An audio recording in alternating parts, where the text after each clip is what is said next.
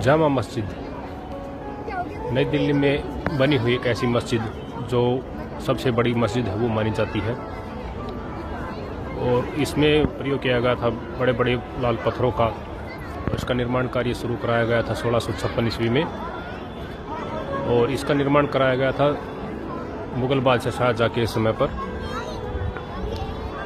इसमें उस समय करीबन 6000 मजदूरों को लगाया गया था काम में और उन्होंने इसका निर्माण कार्य लगभग 10 वर्ष में पूरा कराया था।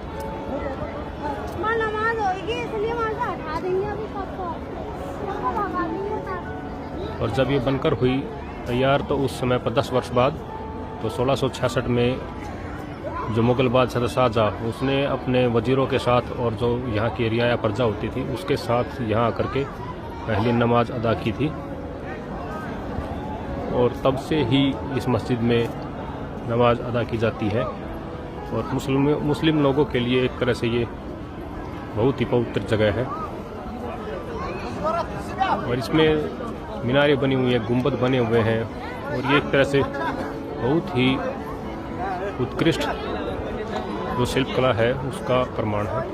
और इस सामने ये पानी का जो बना हुआ है इसको बोलते हैं वजू खाना। यहाँ पर पैरों को और हाथों को धो करके ही अंदर जाया जाता है और नमाज अदा की जाती है।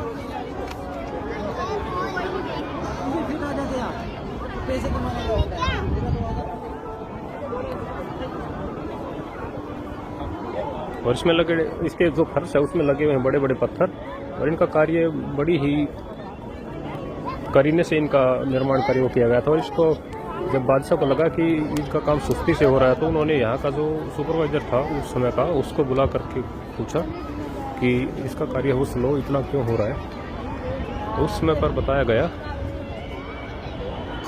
कि इनके जो पत्थर लगे हुए हैं हर एक पत्थर पर कुरान की कुछ आयतें वो लिखी गई हैं, इसीलिए इसका कार्य थोड़ा धीमा चल रहा है। तो उस बात से बादशाह था जो उस समय का वो बहुत ही ज़्यादा खुश हुआ। उन्होंने कहा कि इसी तरह से इसका निर्माण कार्य जारी रखिए चाहे कितना भी समय लग जाए।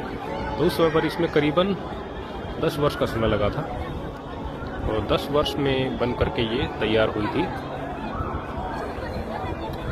और ये अद्भुत उस समय की जो कारीगरी है उसका एक नमूना है।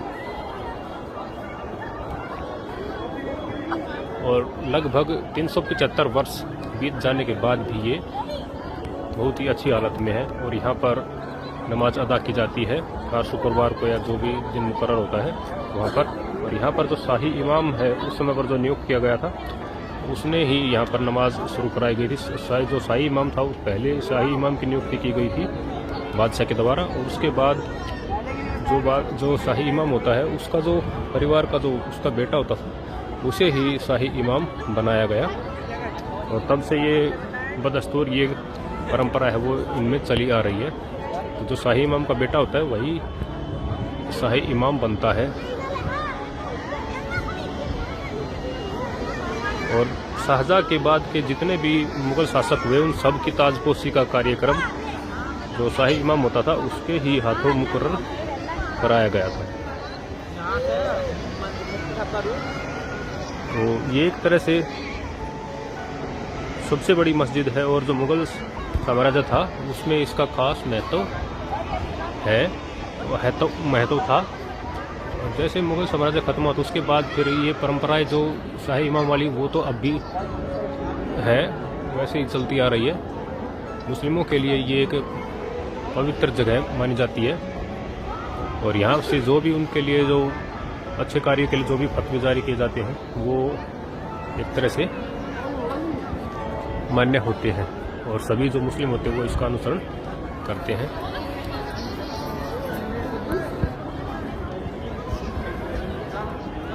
इसमें जो नीचे है वहाँ पर तो संगमरमर के जो पत्थर हैं उनका प्रयोग किया गया है।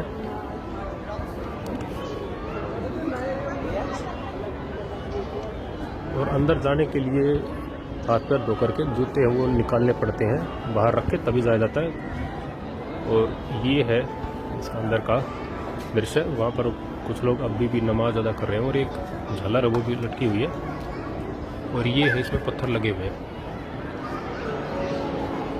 और इसका रखरखाव वो अच्छी तरीके से किया गया, इसीलिए ये अब भी वैसी ही हालत में है, बिल्कुल जैसी बनाई गई थी उस समय पर थी। और सामने आप देख पा रहे हो ये है संगमरमर के पत्थर और नीचे लगे हुए हैं ये लाल पत्थर।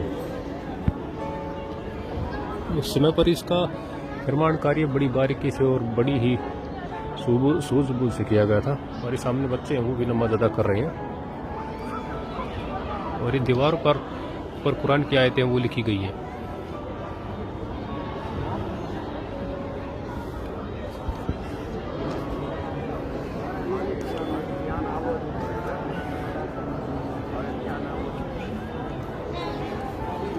ये है इसके अंदर का जो दृश्य है वो।